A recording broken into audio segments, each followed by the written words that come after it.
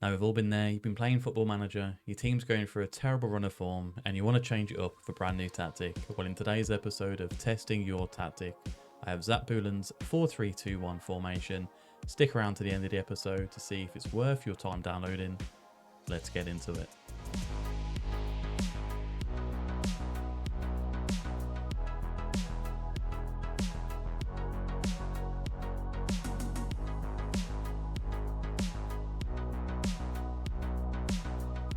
Now, if you haven't already, hit the like button and subscribe, and let's get into the tactical overview.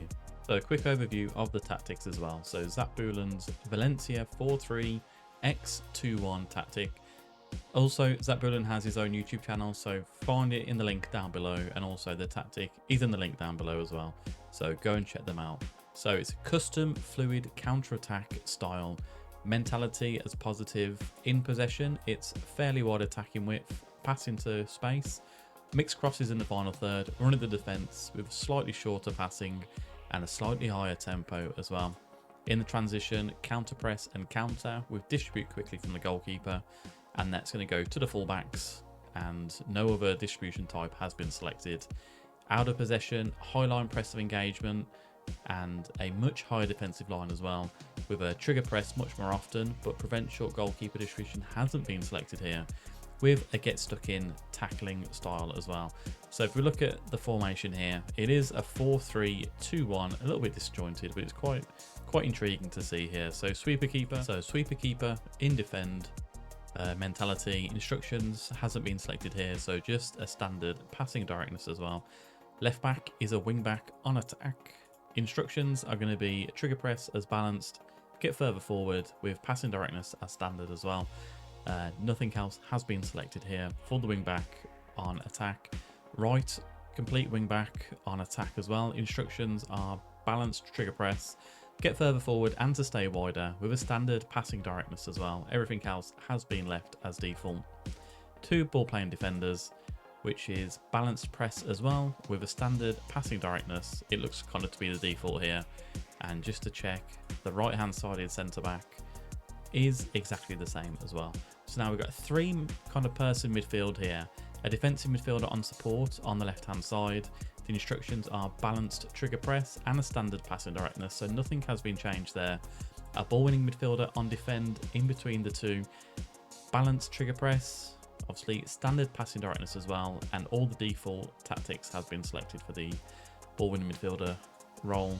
And then a segundo volante on attack, balanced trigger press, get further forward with the ball, and a standard passing directness as well. Second striker, that's Football Manager, Pro Evolution days even coming in. So shadow striker on attack, left hand side just behind the striker. Instructions are balanced trigger press, get further forward, and a standard passing directness as well. Everything else has been left as a default. And then a right hand side inside forward on support. Trigger press is less often with this one, get further forward and cut inside with the ball. Standard passing directness with everything else being left as default. And lastly, an advanced forward in the attacking role, trigger press less often, standard passing directness, and everything else is as a default.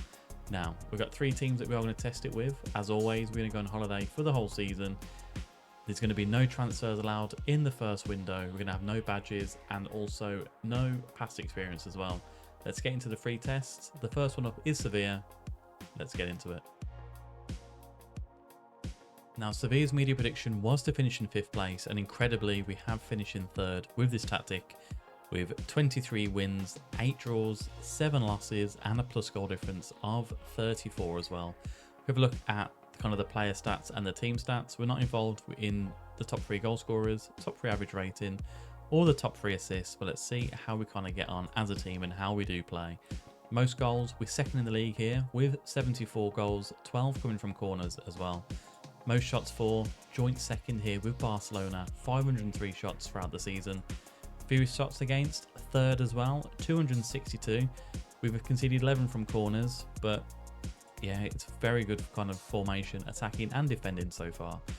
Best pass completion and most possession, we're not involved with these. Most tackles won, we're not there either. Most dribbles made.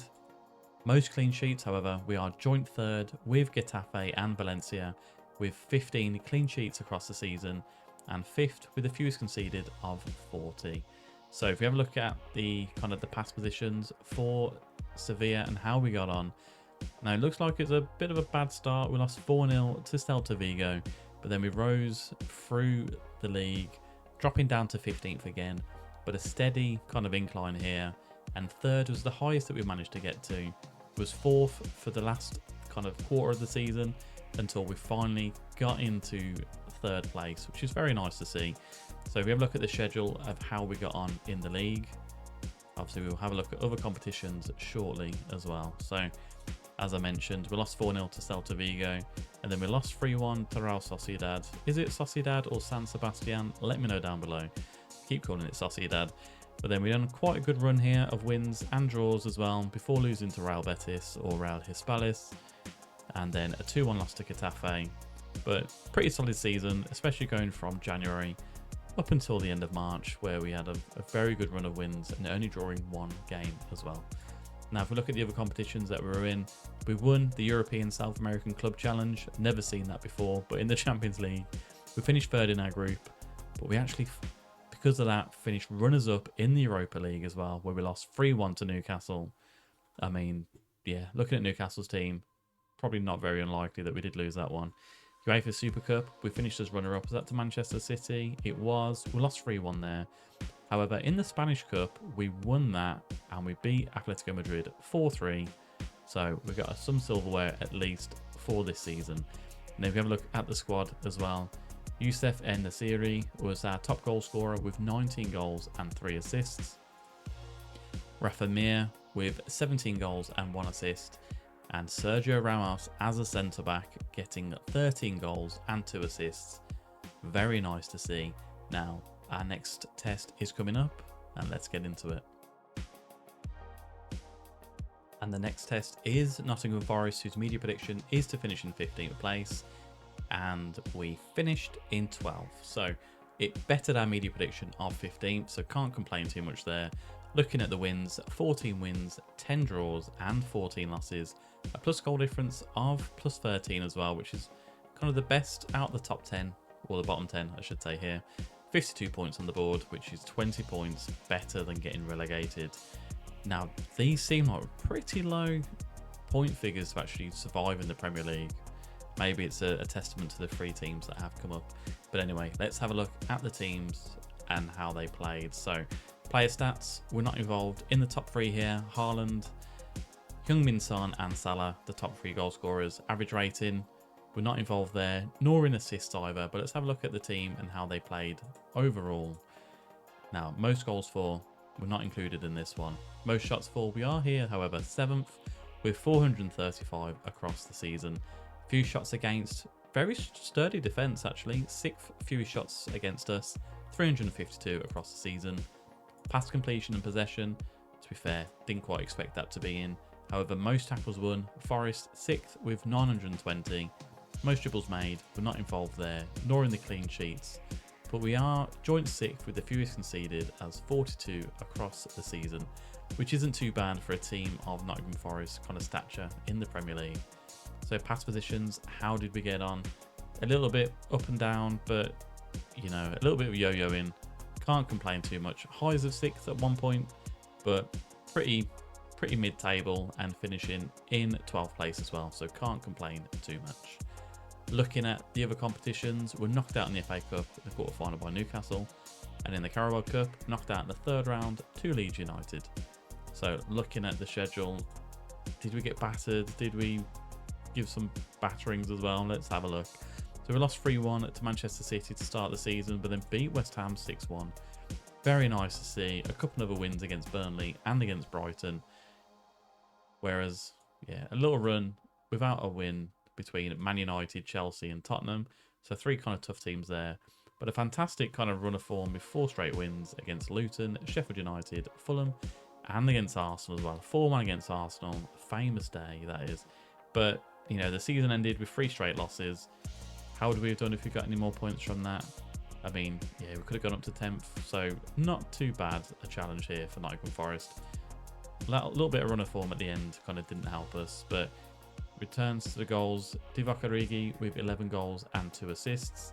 Awonyi with 11 goals and 1 assist. Ryan Yates and Callum Hudson-Odoi both with 8 goals. Although 11 assists for Hudson-Odoi, seems to have a good season with them here. So I think kind of one thing I'm noticing from this tactic is the strikers, they're not really getting many assists. They're being quite selfish in here. So yeah, quite interesting to see going forward. Well, our last test is going to be in the Bundesliga. Let's get into it. Well, our last test is with Bayer Leverkusen. Their media prediction is to finish 4th in the Bundesliga. Can we go any better? Let's find out. Now, we have finished 4th, which is our media prediction. But it's a very impressive kind of showing this is. 20 wins, 7 draws, and only 7 losses as well. So considering that Bayern lost 6 throughout the season, Dortmund lost 8. Yeah, obviously if we can convert some of the draws to wins, it would have been a lot better, but a plus 28 goal difference and 67 points. So we are best of the rest here as well, which is very nice to see. And we're only kind of 1 point away from 3rd, so quite a successful challenge this one has been. So in regards to the player stats, none of our players are in the top 3 for goals, average rating or assists. But let's see kind of how the team played overall. Most goals for, we finished 3rd with 56, 7 coming from corners. Most shots for, we're actually top the chart here, 467 across the season. 2nd for few shots against, so yeah, strong in attack, strong in defence as well. Pass completion and possession, we haven't been in them from the whole kind of challenges that we have been doing. Most tackles won, we have made it into this one. 8th with 765, obviously they get stuck in tactic. Must work a little bit better in the Bundesliga and obviously in Spain as well. Sorry, in the Premier League with Nottingham Forest. Most dribbles made, 3rd with 565. 2nd for clean sheets with 14, and fewest conceded, again 2nd with 28 conceded. So a pretty strong tactic this has been, obviously going forward if you want to use it. So Bayer Leverkusen, as we can see, yeah, mediocre start, but then finally got it into gear in the 2nd kind of quarter of the season. And 4th place was kind of where they belonged, looking at the last 3rd. Dropped down to 5th for a couple of games, but then back up to 4th. So very nice to see. Any other competitions? Did we win any? Semi-final knockout in the Europa League to Roma, who were facing Ajax in the final. What was that score in the semi-final? 5-4. So we only just kind of didn't make it through there. And then in the DFB Pokal, knocked out in the 1st round to Sandhausen, which isn't fantastic reading. But in the schedule, obviously we know that we didn't kind of make it through to the Europa League. So let's see how we did in the Bundesliga. And it all looks pretty solid actually. You know, Leipzig 1-1, Mönchengladbach 1-1, then beat Darmstadt 98 4-1.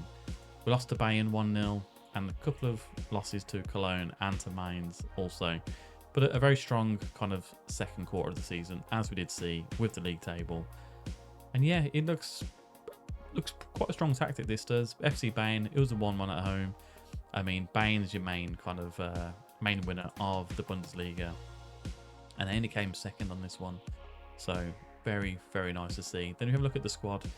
Did our strikers get any assists? Let's find out. So as we can see, Patrick Schick, 18 goals and 2 assists. But then Jonas Hoffmann, obviously he's probably our inside forward on the right hand side. 14 goals and 18 assists. That's fantastic to see. With Edmund Tapsoba getting 8 goals. And then Victor Boniface getting 7. So with all 3 tests complete, would I choose this tactic going forward? And I think I would. It seems pretty strong in attack and in defence. Hasn't kind of worked in the Premier League, but we did lose 3 at the last game of the season. So that probably would have put us into 10th position. But a very strong tactic, and I recommend you give it a go for your team. Now, if you've enjoyed this video, please let me know down below if there's any tactics that you want me to test, or if you wanted me to do a review of your tactic as well. Very happy to do that. But if you haven't already, hit the like button and subscribe, and I'll see you for another episode of Testing Your Tactics. Goodbye.